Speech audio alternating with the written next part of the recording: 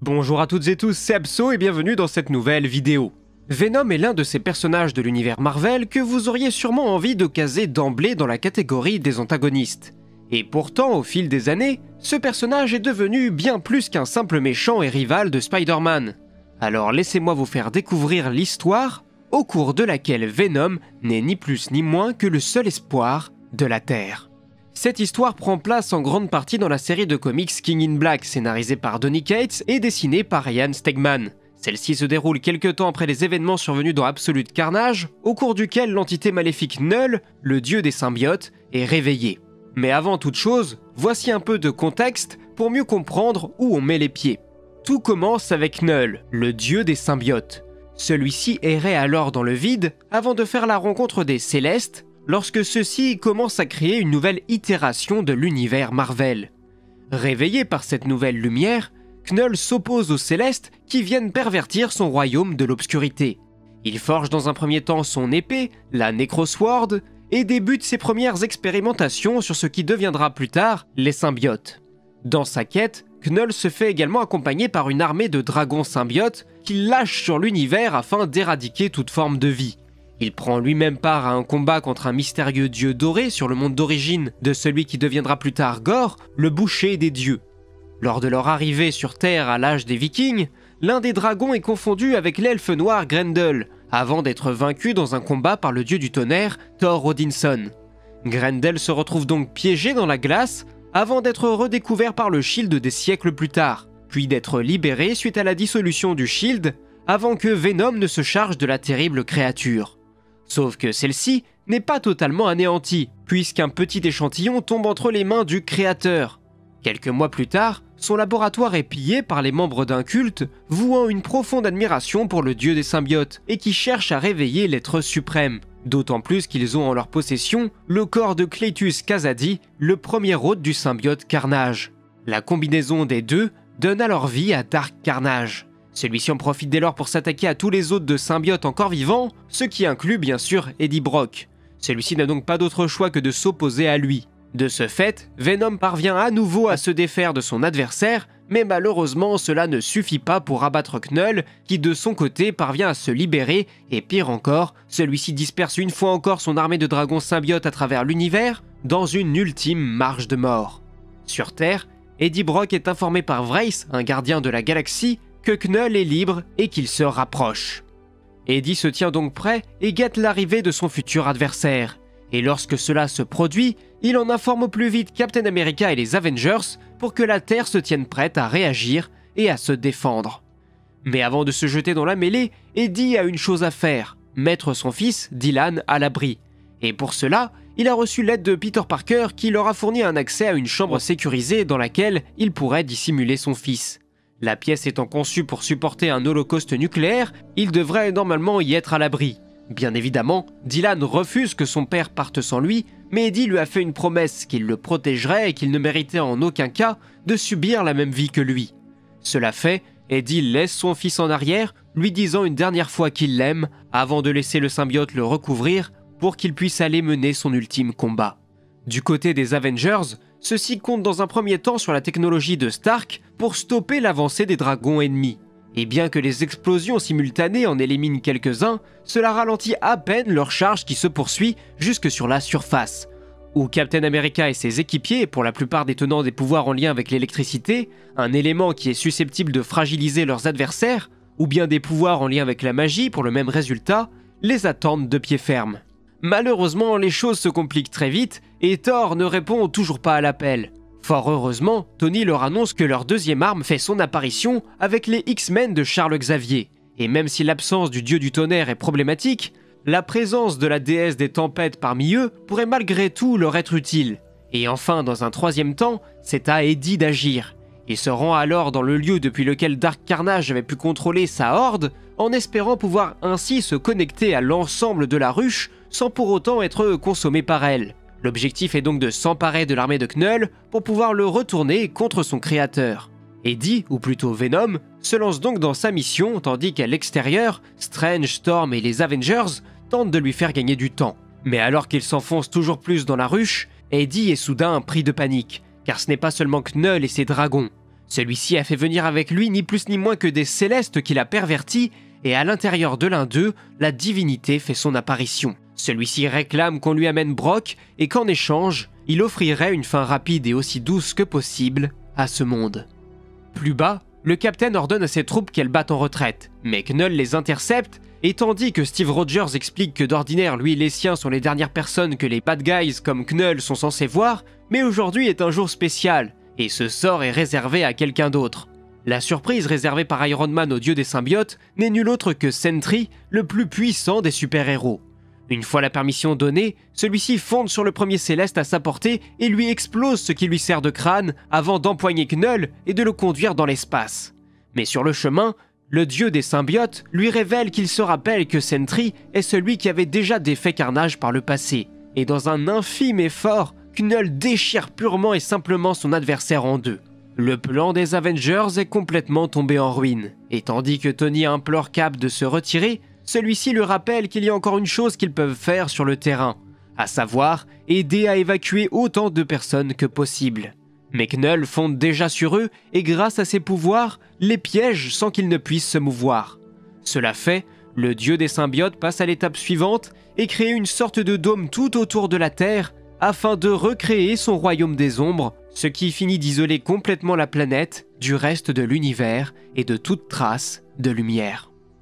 Storm, quant à elle, continue d'utiliser ses pouvoirs pour se défaire avec persévérance des dragons symbiotes, mais là encore, Knull se montre beaucoup trop puissant et l'enferme également à son tour.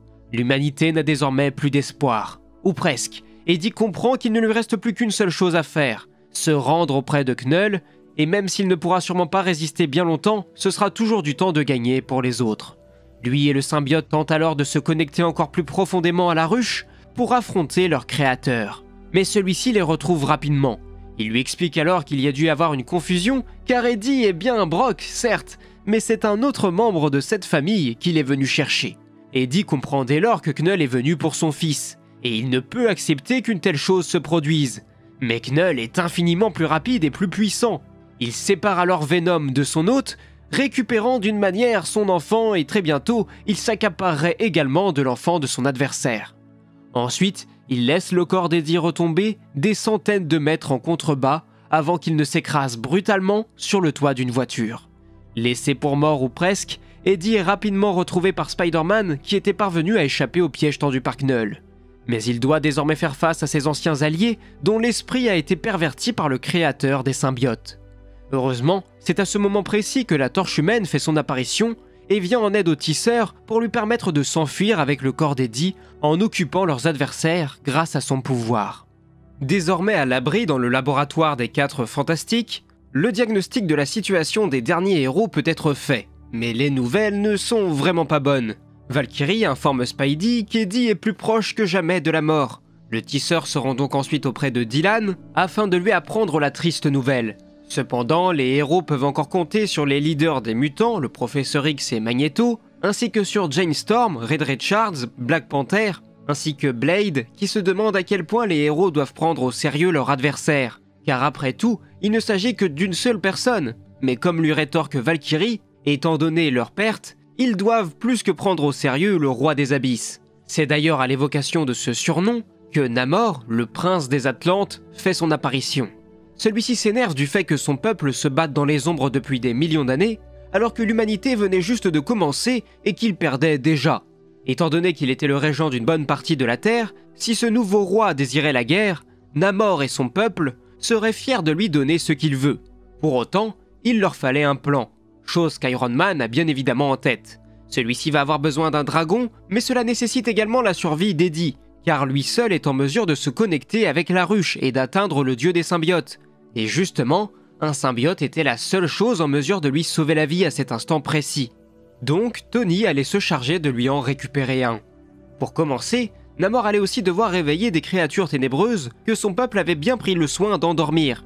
Mais comme Namor l'avait lui-même fait remarquer, les humains allaient avoir besoin d'une armée capable de se battre dans les ténèbres.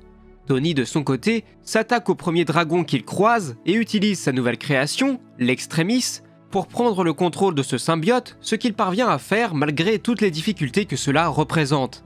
Il présente ensuite le symbiote au corps d'Eddie, mais les choses ne se passent pas du tout comme prévu, car le symbiote s'attaque directement à la santé du blessé.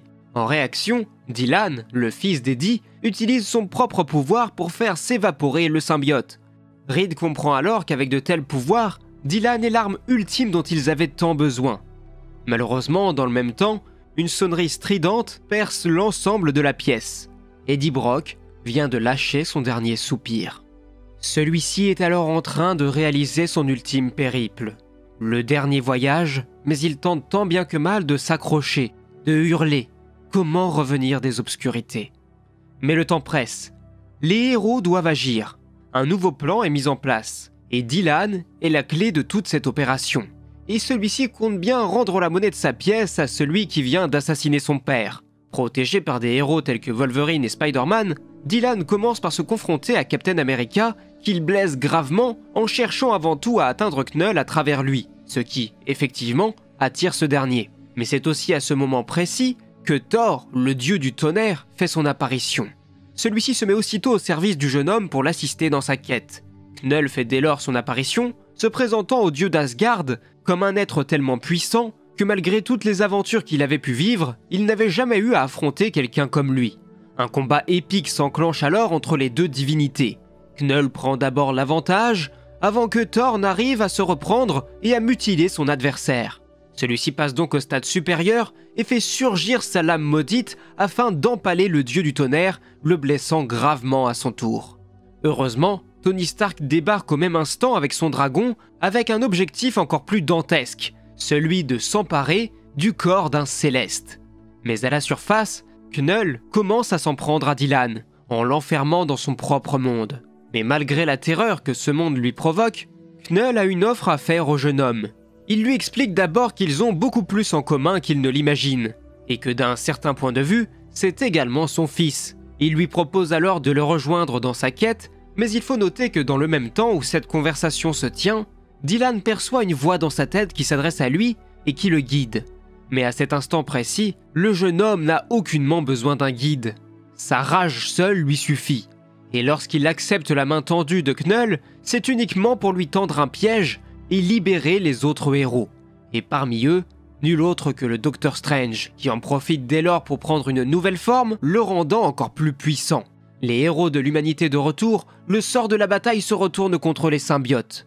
Knull, de son côté, essaye de nouveau de s'en prendre à Dylan, mais il est stoppé dans son élan par la voix que Dylan percevait quelques instants plus tôt, celle de Jean Grey. Celle-ci s'introduit alors dans l'esprit de son adversaire pour mieux comprendre qui il est et ce qui est susceptible de le blesser. Mais ce qu'elle y voit la terrifie, car la seule personne qui pourrait leur venir en aide serait l'extrême opposé de Knull, l'antithèse du dieu des ténèbres, un dieu de la lumière.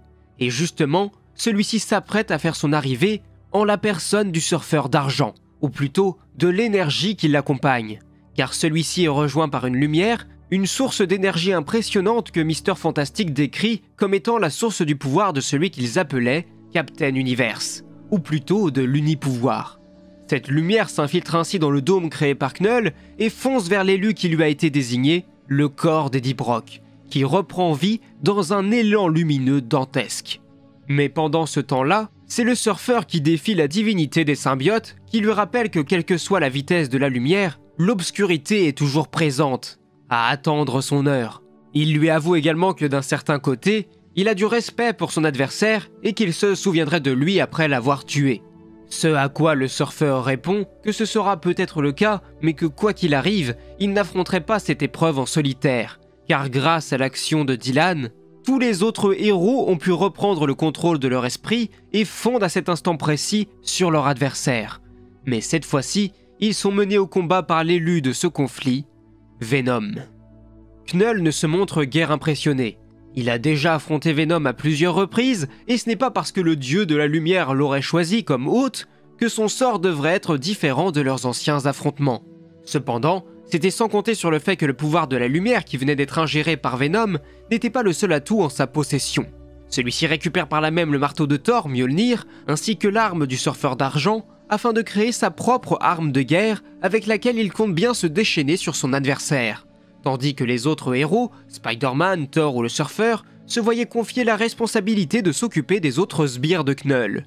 Doté d'une telle confiance en soi et d'une telle rage, même Knull finit par comprendre qu'il a affaire à un adversaire doté d'une puissance telle qu'il doit à son tour battre en retraite pour trouver un moyen de retourner la situation à son avantage.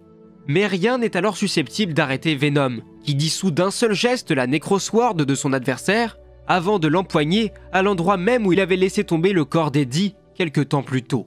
Ainsi commence la longue agonie du dieu des symbiotes, qui se voit retirer son armure dans un premier temps avant d'être jeté à terre puis d'être récupéré par Venom, qui se propulse jusqu'au centre du système solaire où il compte bien faire disparaître, et ce de façon définitive, son adversaire.